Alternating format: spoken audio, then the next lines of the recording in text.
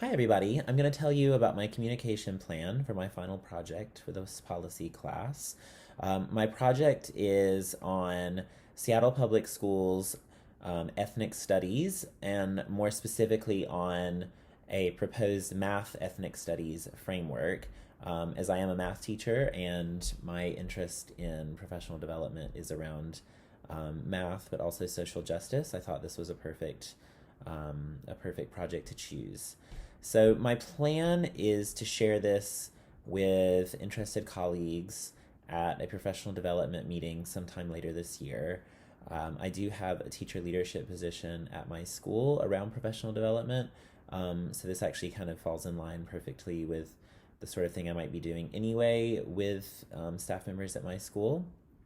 And the kind of purpose of it will be to inform other math teachers in my building. I'm at Salmon Bay K through 8, got the t shirt right here, to inform them about the ethnic studies program more broadly, and then to just kind of get us thinking about analyzing and discussing the math ethnic studies framework, even if it is just in draft form at the moment, to start thinking about whether or not this is something we'd like to incorporate into our classrooms.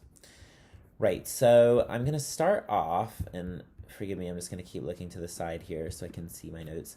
I'm going to start off by talking about the rationale for the ethnic studies program, which is essentially that there is a huge racial opportunity gap in Seattle public schools, with, for example, last year, 89.2% of white students graduating, compared with only 77.1% of Black and African American students, 68.7% of Hispanic Latino students, and then even lower for American Indian and Native Hawaiian students. So essentially, the Ethnic Studies program is meant to help close this opportunity gap, and it's partially based on a study from Stanford University that found that ethnic studies classes in San Francisco had really positive benefits on students. So things like increased attendance rate, increased GPA, higher graduation rates, more course credits needed for graduation. So Seattle Public Schools adopted this in 2017, and it was partly spearheaded by an NAACP proposal to Seattle Public Schools to create this ethnic studies program. The actual program was created by a task force of citizens and staff. It was a partnership of the Department of Racial Equity Advancement in Seattle Public Schools, as well as the Seattle Education Association's Center for Racial Equity. It's been piloted in 6 schools in Seattle so far, although there's no sort of report of the results. And it's related to several other Seattle Public Schools policies. So, for example, Policy 0030, which is ensuring educational and racial equity. And it's also aligns with their current 5-year plan, Seattle Excellence, which is really highly focused on eliminating opportunity gaps, specifically racial opportunity gaps, and ensuring success for all students.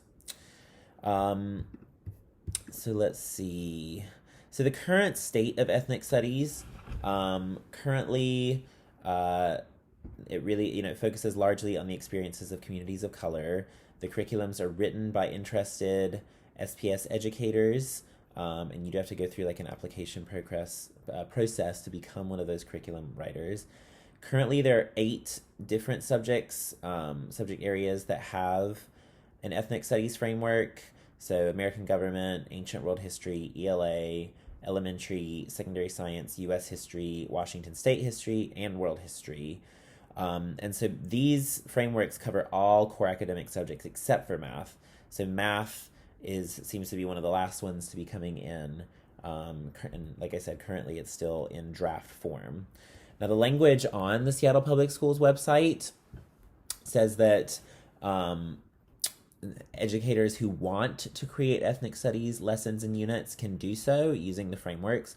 So at the moment, its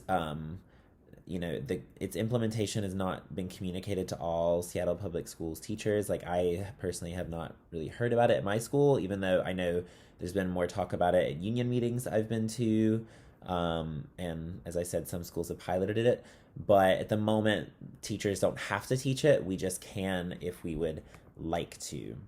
And I think the theory of action behind specifically ethnic studies and math is that if we teach students about the non-Western roots of mathematics, and how math has been used to oppress people, and how students can see themselves in the mathematics and kind of develop a mathematical identity, then students of color will be more successful in math.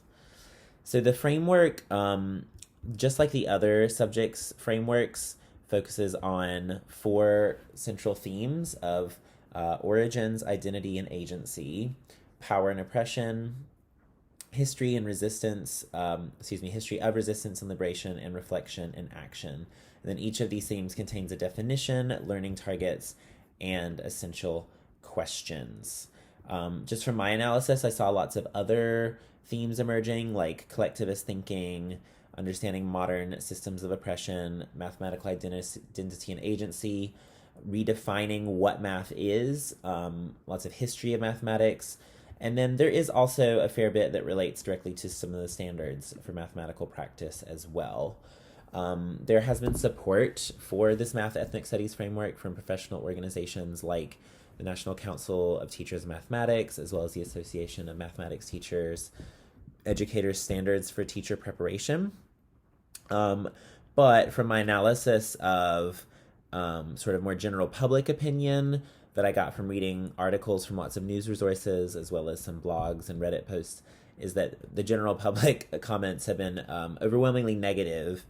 A lot of this has related to the idea that math is universal, and should not, we shouldn't bring race into math. This idea that, well, math only has one right answer, so why would we ever discuss sort of history of math or anything like that when it's not disputed? And I think a lot of it as well is also related to white fragility. People are saying like, oh, they're just trying to make white kids feel guilty, or they're trying to blame white people for the failure of minority students. And also I think additionally that it doesn't seem, at least so far, that the ethnic studies framework was communicated in a way that explained some of these things. Instead, it was just kind of put out there. And so I think a general public who maybe don't understand math education as well as math educators do might misinterpret a lot of what's being said in the framework. So basically my plan is to have a discussion with my staff around the actual framework. So we'll actually take a look at it, think about whether we might want to incorporate it into our lessons and how. And it does relate very closely to our vision at Salmon Bay. One of our vision statements is that we engage students in the work of social justice through examining identity and developing knowledge and skills to challenge inequities in our community. So that does sound very much like ethnic studies fits or really supports that aspect of our vision. So we're going to discuss that. And my inclination is I hope that we can at least start to incorporate it in small ways, even if we don't have to, because I do think it would be really beneficial for all of our students, but especially for our students of color. So thank you so much for watching my video. I hope if you looked at the PowerPoint that you enjoyed the presentation. And thanks again.